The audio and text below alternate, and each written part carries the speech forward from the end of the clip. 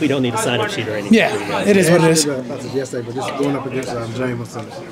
Yeah. What was he like as a teammate, and what's it going to be like? Phenomenal person, phenomenal. Just his story is full of conviction, just like he is. There's nothing that you can convince me otherwise that he's not supposed to be a heavy starter in this league.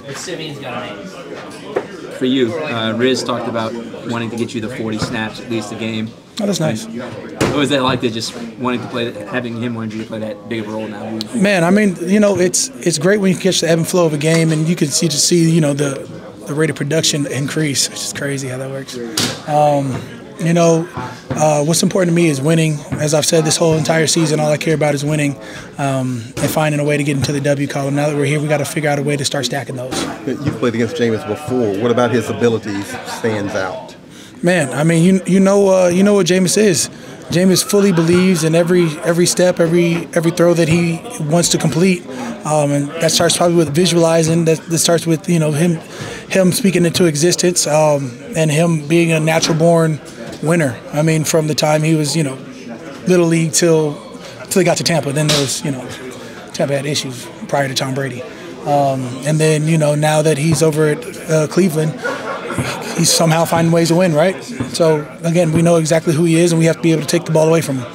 Rizzy talked about maybe carrying over that energy and that same focus from week to week. How has it been trying to, duplicate that and trying to keep that up, maintaining it? I mean, look, this is a season. We know we've had some drawbacks. We know we've had some injuries. And at the same time, as we got a new energy, a new focus of how do we get these wins, we have to be able to capitalize. I know Jahri's obviously coached the offensive line, but you were teammates early in your career. Is it kind of crazy to see someone that you played with going into the Ring of Honor on Sunday? Whoa, spin that. Who's going to the Ring of Honor on Sunday? Jahri. Oh, I heard Jerry, so I was like, Bird? Sorry, I've had a lot of teammates over the years. Jahri Evans, absolutely.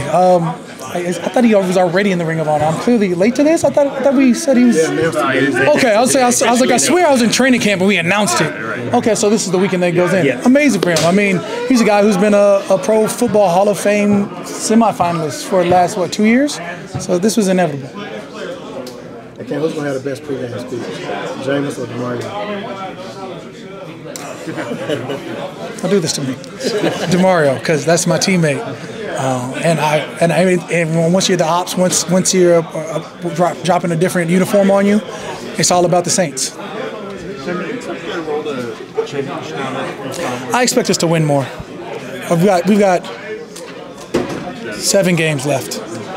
I gotta figure out a way to motivate, strengthen, whatever that is. Of course, I can always help out more.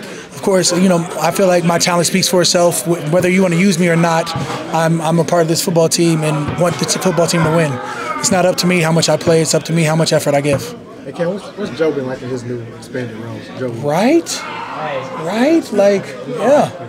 Joe, Mike Hodges, brother BY, man, it's, they've got extreme confidence.